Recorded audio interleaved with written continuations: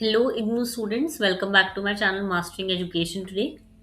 आज की वीडियो में हम लोग बीपीएससी 101 उसके इम्पॉर्टेंट क्वेश्चंस देख रहे हैं। हम लोग ऑलरेडी पार्ट वन में क्वेश्चन 1, 2 एंड 3 डिस्कस कर चुके हैं। अब ये पार्ट 2 है जिसमें हम क्वेश्चन 4 से स्टार्ट करेंगे। ऑलराइट, बिना किसी टाइम वेस्ट करे स्टार्ट करते हैं। क्वेश्चन 4 आपसे पूछ रहा है, examine Ralph Miliband's view on the state. देखो, क्वेश्चन पढ़ के ऐसे थोड़ा डिफिकल्ट लगेगा क्योंकि थिंकर का नाम है, बट ये क्वेश्चन काफी इंपॉर्टेंट है। हर पेपर में मैंने ये क्वेश्चन देखा है। ओके, पहले ना क्वेश्चन शुरू करने से पहले मैं आप लोगों से अगर एक सिंपल क्वेश्चन पूछूं, आप लोग पॉलिटिकल साइंस पढ़ रहे हो, क्या आपको ऐसा लगता है कि स्टेट या फिर गवर्नमेंट सब लोगों के लिए इक्वली काम करती है, be it any religion, caste, upper, lower और माइनॉरिटी, सबके लिए गवर्नमेंट इक्वली काम कर रही है? अब जो लोग भी देखो बहुत ही लिबरल सोच रखते हैं, खुली सोच रखते हैं ना, वो कहेंगे हाँ हाँ स्टेट न्यूट्रल होती है और सबके इंटरेस्ट को प्रोटेक्ट करती है। लेकिन वहीं पे अगर मैं बोलूं, रैल्फ मिलीबैंड जो है वो इस बात से बिल्कुल अग्री नहीं करते थे और यहीं से जो है उनकी थ्योरी शुरू हुई थी। ठीक है, तो रैल्फ मिलीबैंड 20th सेंचुरी के एक फेमस मार्क्सिस्ट पॉलिटिकल थिंकर थे। ध्यान रखना, मार्क्सिस्ट, कार्ल मार्क्स से रिलेटेड है। ठीक है, और इन्होंने अपनी famous book the state in capitalist society, very important book का नाम, 1969 की इनकी बुक है the state in capitalist society, में इन्होंने ये आर्ग्यू किया था कि स्टेट जो है न्यूट्रल नहीं होती। इनके अकॉर्डिंग कैपिटलिस्ट कंट्री में स्टेट ज्यादातर जो है कैपिटलिस्ट क्लास के इंटरेस्ट को प्रोटेक्ट करती है, यानी कि गवर्नमेंट सबके लिए इक्वल काम करती हुई दिखाई देती है, लेकिन असल में वो पावरफुल और रिच क्लास को ज्यादा बेनिफिट पहुंचाती है, जो कि हमें आसपास होता हुआ दिख रहा है। अब तो दिख ही रहा है, पहले शायद ना दिख रहा हो बट अब तो दिख ही रहा है हमें। ठीक है, यही मिलीबैंड का जो है मेन आर्ग्यूमेंट था। अगर हम इनका कॉन्सेप्ट देखें कैपिटलिस्ट स्टेट का, तो क्या था? मिलीबैंड कहते हैं कि कैपिटलिस्ट सोसाइटी में स्टेट एक न्यूट्रल अंपायर नहीं होती, वो कैपिटलिस्ट सिस्टम को मेंटेन करने का काम करती है, यानी कि प्राइवेट प्रॉपर्टी को प्रोटेक्ट करती है, बिजनेस इंटरेस्ट को सपोर्ट करती है, साथ ही साथ एग्जिस्टिंग इकोनॉमिक सिस्टम को कंटिन्यू रखती है। और इनके अकॉर्डिंग डेमोक्रेसी और इलेक्शंस होते तो हैं, लेकिन पॉलिसीज अक्सर जो है पावरफुल इकोनॉमिक ग्रुप्स के फेवर में जाती है। ठीक है, अब इन्होंने और क्या क्या कहा था, देखो इनके मेजर कुछ आर्ग्यूमेंट्स थे। सबसे पहला था class composition of state elite, सबसे इंपॉर्टेंट आर्ग्यूमेंट है ये इनका। इन्होंने कहा कि स्टेट के ना इंपॉर्टेंट पोजीशंस पर जो लोग बैठे होते हैं वो आम लोगों में से नहीं आते। जैसे कि जो भी इंपॉर्टेंट पोजीशंस क्या हैं हमारे यहाँ पे कंट्री में, मिनिस्टर्स हो गए, सीनियर ब्यूरोक्रेट हो गए, जजेस हो गए, मिलिट्री ऑफिसर हो गए, बड़े बड़े आईपीएस ऑफिसर हो गए। इन्होंने कहा कि ये लोग जो है ना, इनमें से बहुत लोग जो है वो प्रिविलेज बैकग्राउंड से आते हैं, ऑलरेडी अमीर होते हैं, रिसोर्सेज होते हैं जिनके पास, तो वो एलीट स्कूल और यूनिवर्सिटी में पढ़ के आते हैं, बड़ी बड़ी यूनिवर्सिटी स्कूल से पढ़कर, और इनके सोशल सर्कल बिल्कुल भी रिच और इन्फ्लुएंशियल लोगों के होते हैं। इसीलिए नेचुरली इनकी थिंकिंग और इंटरेस्ट जो है कैपिटलिस्ट क्लास से मिलते जुलते हैं। तो अगर मैं सिंपल एग्जांपल दूं, अगर डिसीजन लेने वाले लोग मोस्टली रिच बैकग्राउंड से हैं, तो चांसेस ज्यादा है कि पॉलिसीज भी रिच ग्रुप को फेवर करेंगी। अब आप सोचो, एक मिनिस्टर जब इलेक्शन में खड़ा होता है, तो अभी अगर आपको टिकट खरीदनी होती है इलेक्शन के लिए, तो वो टिकट ही बहुत ज्यादा कॉस्ट करती है, करोड़ों में, है ना? तो अगर आप लोग के पास इतने पैसे हैं करोड़ रुपए देने के, तो जब आप मिनिस्टर बन भी गए, तो आपको तो जो सोसाइटी में लोअर क्लास है या जो सोसाइटी में जिनके पास रिसोर्सेज नहीं है, उनकी तो आपको प्रॉब्लम कभी समझ ही नहीं आएगी। तो आपके डिसीजन जो होंगे, जो आसपास रिच लोगों के होंगे, आपकी थिंकिंग तो वैसे ही मिलती है ना, तो आपके डिसीजन भी उसी फेवर में होंगे। ओके, यही कहना चाहते थे मिलीबैंड। दूसरी चीज, structural constraints on the state. अब इसमें क्या कह रहे हैं? मिलीबैंड कहते हैं कि चाहे गवर्नमेंट ऑनेस्टली पुअर पीपल के लिए काम करना भी चाहे, फिर भी उसके सामने कुछ लिमिटेशंस होती हैं। क्यों? क्योंकि इकोनॉमी बिजनेस और इन्वेस्टमेंट पर डिपेंड करती है आपकी, है ना, कि जितना ज्यादा हमारी कंट्री में बिजनेस होगा, एंटरप्रेन्योर आएंगे। और अगर गवर्नमेंट ऐसे डिसीजन ले जो कैपिटलिस्ट को पसंद ना आए, जैसे कि अगर वो डिसीजन ले कि नहीं यहाँ कंपनी नहीं बन सकती, यहाँ पे तुम लोगों को एम्प्लॉय नहीं कर सकते, ऐसे कुछ, तो क्या होगा? इन्वेस्टमेंट कम होगी, हमारी कंट्री का जीडीपी कम होगा, इकोनॉमी नहीं बढ़ेगी, है ना? कंपनी पैसे बाहर से लेगी, बाहर फॉरेन इन्वेस्टमेंट लेगी, अनएम्प्लॉयमेंट बढ़ सकेगी। तो इसी वजह से गवर्नमेंट अक्सर जो है कैपिटलिस्ट इंटरेस्ट को कंप्लीटली इग्नोर नहीं कर सकती। ओके, तीसरा आता है ideological role of the state. Miliband का तीसरा आर्ग्यूमेंट आइडियोलॉजी से रिलेटेड है। देखो, इनके अकॉर्डिंग स्टेट जो है सिर्फ लॉज और पॉलिसीज के थ्रू कंट्रोल नहीं करती, वो लोगों की थिंकिंग को भी इन्फ्लुएंस करती है। कैसे करती है? इंस्टीट्यूशन के थ्रू, स्कूल के थ्रू, कॉलेजेस, मीडिया जो आप देखते हो, लीगल सिस्टम, ये इंस्टीट्यूशन लोगों के बिलीव करवाते हैं कि एग्जिस्टिंग सिस्टम नॉर्मल और नेचुरल है। इससे लोग एग्जिस्टिंग इनइक्वालिटी को चैलेंज करते हैं। देखो, मैं अब तुम लोग को एक बात पर्सनल लेवल पे बोलूं, अगर जैसे हम बोलते हैं कि कोई गरीब है या फिर किसी का कुछ पैर टूटा हुआ है या कुछ कुछ कुछ भी है, अब पैर चाहे उसका एक्सीडेंट में टूटा हो, किसी ने ड्रिंक एंड ड्राइव का केस करा, बंदे को ठोक दिया, उसका पैर चला गया, ठीक है, और गलती इंसान की जो ड्राइव कर रहा था, लेकिन हम क्या कहेंगे, अरे इस बेचारे की किस्मत खराब थी, इसको पुराने कर्मों का पाप मिल रहा है, भगवान ने इसमें भी कुछ सोचा होगा। तो हम क्या कर रहे हैं, हम रिलीजन डाल रहे हैं इसमें, है ना, इसमें भी हम रिलीजन को लाके कह रहे हैं कि अरे ये तो भगवान का करा हुआ है, जबकि भगवान की सिस्टम गलत था। वो ड्रिंक एंड ड्राइव कर रहा था, उसने बंदे को मार दिया, उसका पैर चला गया, बंदे का कुछ हुआ भी नहीं। तो हम लोग ना एग्जिस्टिंग इनइक्वालिटी को चैलेंज ही नहीं करते, हम लोग एक्सेप्ट करने लग गए। अगर हमें मीडिया बार बार दिखा रही है कि अरे कंट्री में तो सब अच्छा हो रहा है, कंट्री में तो सब अच्छा हो रहा है, ये देखो ये अच्छा हो रहा है, वो अच्छा हो रहा है, यहाँ अच्छा हो रहा है, इतना कुछ अच्छा हो ही रहा था, तो हमारी कंट्री की ऐसी हालत कैसे हो गई। पर हम लोगों ने क्वेश्चन करना छोड़ दी चीजें, हम लोग धीरे धीरे एक्सेप्ट करने लग गए कि अच्छा मीडिया हमें जो दिखा रही है यही सच है, हम अपने दिमाग से नहीं सोचने लग गए चीजें। ओके, तो यही चीज यहाँ पे मिली बैंड ने बोली, बहुत सही चीजें बोली हैं, बहुत रिलेट कर पाते हैं हम चीजों से, इसलिए तुम समझ पाओगे। प्लीज, मैंने पहले भी बोली है चीज, जब भी पॉलिटिकल साइंस पढ़ रहे हो, दिमाग को खोल के पढ़ना, अपने जो भी तुम्हारी पुरानी सोच है या फिर तुम्हारे जो जिसे कहते हैं ना एक पर्टिकुलर थिंकिंग होती है, वो मत लाना, चीजें दिमाग को खोल के समझना। ओके, इसमें एक बहुत इंपॉर्टेंट डिबेट आती है, मिलीबैंड वर्सेस पोलैंडजेस की डिबेट है ये। देखो, ये और ये जो दूसरे वाले मार्क्सिस्ट के थिंकर हैं, इनके बीच बहुत फेमस डिबेट हुई थी। मिलीबैंड कहते थे कि स्टेट कैपिटलिस्ट इंटरेस्ट को प्रोटेक्ट करती है क्योंकि स्टेट के लीडर और ऑफिशियल कैपिटलिस्ट क्लास के क्लोज होते हैं। वही पोलेंसिस कहते थे कि प्रॉब्लम इंडिविजुअल नहीं है, प्रॉब्लम स्टेट की स्ट्रक्चर में है, चाहे कोई भी पावर में आए, कैपिटलिस्ट स्ट्रक्चर वैसे ही काम करेगा। क्यों? क्योंकि देखो, दोनों हैं मार्क्सिस्ट, तो दोनों का पॉइंट ऑफ व्यू सेम है, बट वो कहते हैं कि कोई भी स्ट्रक्चर में आते ही उस इंसान को ग्रीड आ जाता है, उसको लगता है मैं पावर में हूं तो मैं कर लूं, तो ये दूसरा बंदा कहता था, ठीक है। क्रिटिकली इवेल्युएट करें, क्रिटिसिज्म भी मिला था मिलीबैंड की थ्योरी को। मिलीबैंड की थ्योरी बहुत इन्फ्लुएंशियल रही क्योंकि उन्होंने स्टेट और इकोनॉमिक पावर का रिलेशन एक्सप्लेन किया, लेकिन रियलिटी में वेलफेयर स्कीम्स भी चलाती है गवर्नमेंट, तो वो चीज इग्नोर करी गई। लेबर लॉ भी बनाती है, वो भी इग्नोर करा गया। सोशल जस्टिस पॉलिसी भी इंट्रोड्यूस करती है, उसे भी इग्नोर करा गया। ओके, तो यही थी कुछ मिलीबैंड के जो पॉइंट्स आपको याद रखने पेपर में। इजी थे, कोई इतना डिफिकल्ट नहीं है, मैंने जितना इजी हो सका, जितना एग्जाम्पल देके हो सका उतना समझाया। ओके, मूव करते हैं नेक्स्ट क्वेश्चन पे, that is question number 5। Examine Edmund Burke's and Michael Oakeshott's view on conservatism, discuss the types of कंजर्वेटिविज्म।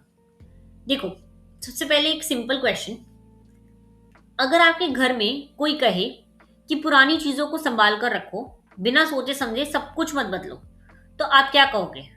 यही बेसिक आइडिया कंजर्वेटिविज्म का है कि देखो, कंजर्वेटिविज्म क्या है, एक ना पॉलिटिकल आइडियोलॉजी है कि जो चीजें जैसी चलती आ रही हैं, आपकी सोच जो है वहीं अटक गई।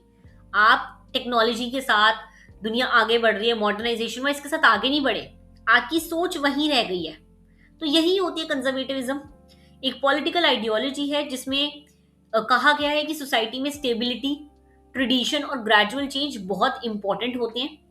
कंजर्वेटिव्स बिलीव करते हैं कि जो इंस्टीट्यूशन और ट्रेडिशन कई जनरेशन से चलते आ रहे हैं, उनमें कुछ विजडम जरूरी है, चेंज आना जरूरी है। ओके, इसीलिए उन्हें एकदम से रिप्लेस नहीं करना चाहिए। कंजर्वेटिव जो लोग हैं वो ये कहते हैं कि एकदम से तुम चीजें चेंज कर दोगे तो सोसाइटी बिखर जाएगी, सोसाइटी में क्राइम होने लग जाएगा, तो धीरे धीरे चेंज करो, एकदम नहीं, ठीक है। तो देखो, अगर हम स्टार्टिंग से पढ़ें तो कंजर्वेटिज्म का जो डेवलपमेंट है वो फ्रेंच रेवोल्यूशन के बाद हुआ था। फ्रेंच रेवोल्यूशन ने बहुत बड़े पॉलिटिकल और सोशल चेंज लाए थे हमारी सोसाइटी में, लेकिन कुछ थिंकर्स को लगा था कि इतने रैपिड चेंजेस सोसाइटी को अनस्टेबल बना सकते हैं, और इसी रिएक्शन से जो है कंजर्वेटिविज्म डेवलप हुआ। ओके, दो इंपॉर्टेंट थिंकर है इसमें, बर्क और ओकशॉट, ये आप नाम याद रखोगे।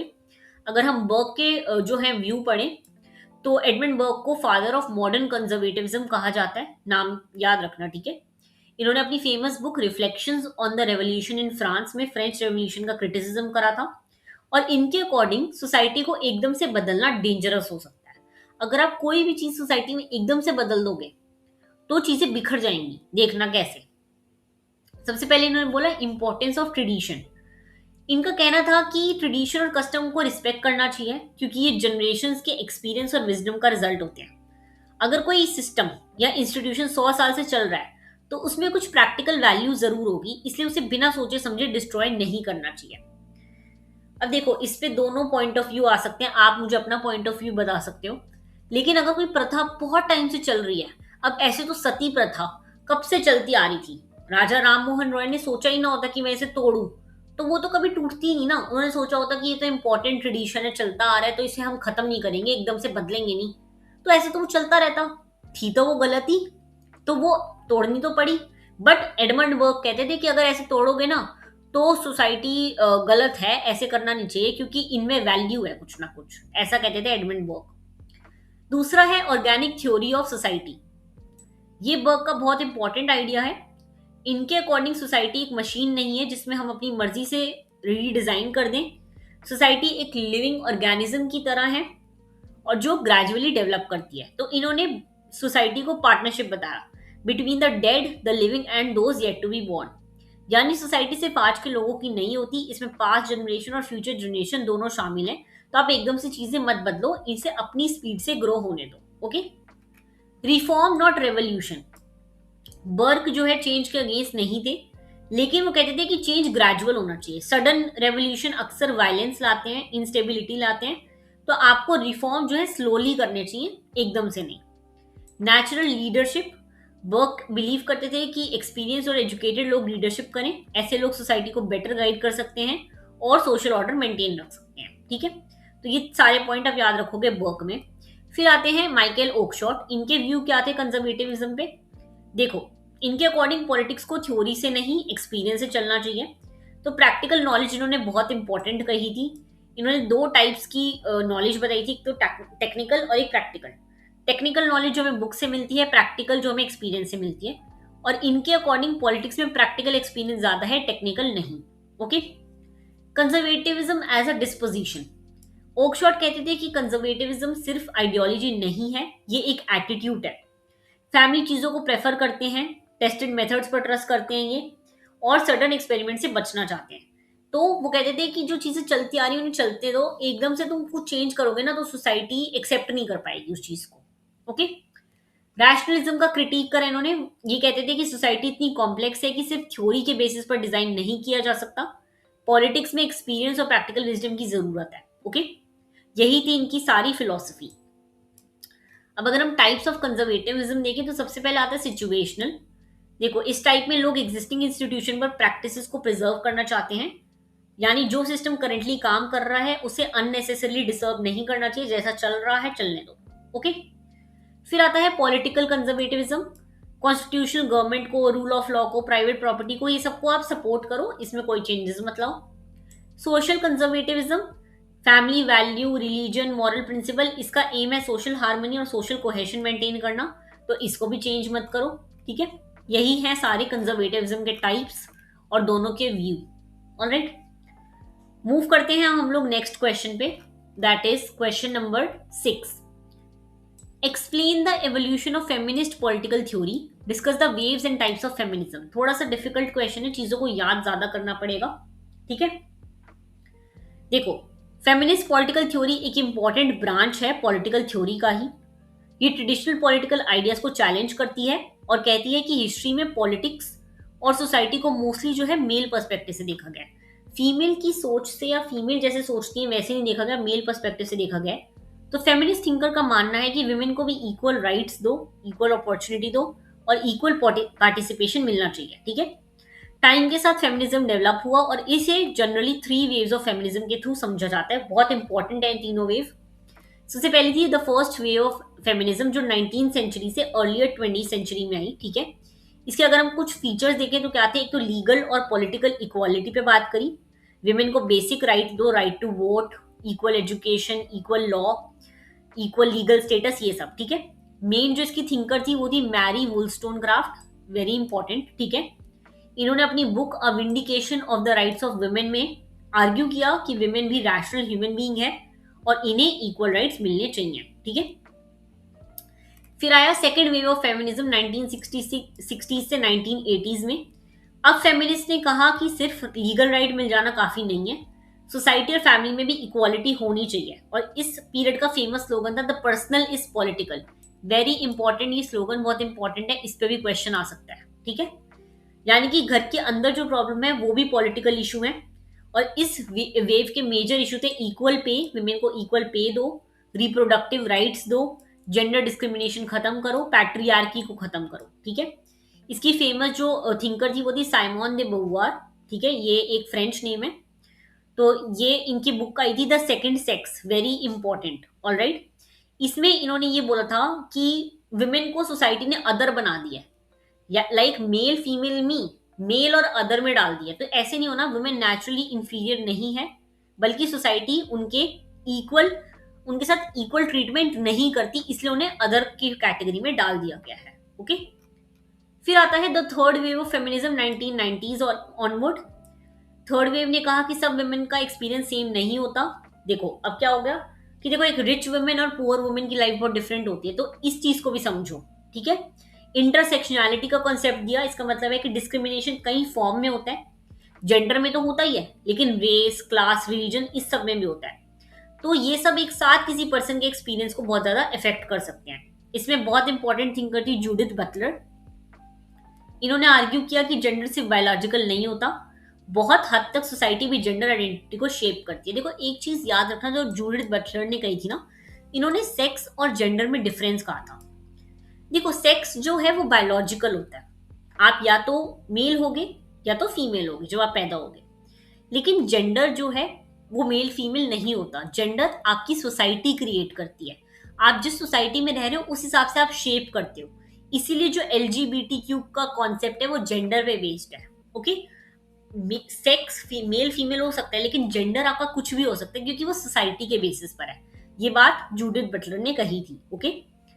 अब हमने आते हैं टाइप्स ऑफ फेमिनिज्म में। इसमें रैडिकल फेमिनिज्म आता है सबसे पहले। रैडिकल फेमिनिज्म के अकॉर्डिंग वुमेन की ऑपरेशन का मेन रीजन जो है पैट्रियार्की को बोला गया है, और पैट्रियार्की का मतलब होता है मेल डोमिनेशन, ओके। तो रैडिकल फेमिनिस्ट कहते हैं कि प्रॉब्लम सिर्फ लॉ में नहीं है, प्रॉब्लम सोसाइटी के हर इंस्टीट्यूशन में, हर जगह मेल को प्रायोरिटाइज करा गया है और फीमेल को नीचे रखा गया है, ओके। फिर आता है इकोलॉजिकल फेमिनिज्म, एक टाइप है। इको फेमिनिज्म वुमेन और नेचर के एक्सप्लॉयटेशन के बीच कनेक्शन एस्टैब्लिश करती है। इन्होंने कहा था कि जिस मेंटालिटी से विमेन को डोमिनेट किया जाता है उसी मेंटालिटी से नेचर को भी करा जाता है, ठीक है। और इसके इंपॉर्टेंट थिंकर हैं वंदना शिवा और वाल प्लमवुड, ठीक है। अब देखो क्रिटिकली इवैल्यूएट भी करा गया, क्रिटिसिज्म भी मिला था। तो ये बात याद रखना कि काफी लोगों ने कहा था कि ये लोग सिर्फ जेंडर जेंडर पे फोकस कर रहे हैं और चीजों पे फोकस नहीं कर रहे, ओके। यहीं पे खत्म होता है आपका क्वेश्चन 10। आप क्वेश्चन नंबर 6। अभी आप ये 3 क्वेश्चन करो, काफी ज्यादा हैवी क्वेश्चंस हैं, तो मैं एक साथ सारे क्वेश्चन डिस्कस नहीं करना चाहती। पार्ट 3 में हम आगे के क्वेश्चन डिस्कस करेंगे। मैं क्वेश्चन 10 तक ही डिस्कस करूंगी। इस पीडीएफ में आपको टोटल क्वेश्चन जो है, मैं आपको बता देती हूँ, इस पीडीएफ में टोटल क्वेश्चन है आपके पास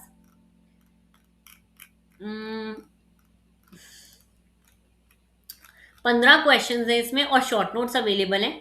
लेकिन मैं 15 के 15 क्वेश्चन नहीं डिस्कस करूंगी। आप लोग ये पीडीएफ मेरे से परचेज करके कर सकते हो। मैं क्वेश्चन 10 तक ही डिस्कस करूंगी। अगर आपको पीडीएफ परचेज करना हो तो आप नीचे दिए गए टेलीग्राम लिंक या फिर इंस्टाग्राम लिंक पे मेरे को डीएम कर सकते हो। बस आपको ये कोड मैसेज करना है, मैं आपको प्राइसिंग बता दूंगी, और ये पीडीएफ परचेज करके आप अपने एग्जाम के लिए और बेटर प्रिपेयर कर सकते हो। बाकी मिलते हैं हम लोग थर्ड पार्ट में, जो होगा फाइनल पार्ट इस वीडियो सीरीज का। All the very best for your exam. Thank you so much.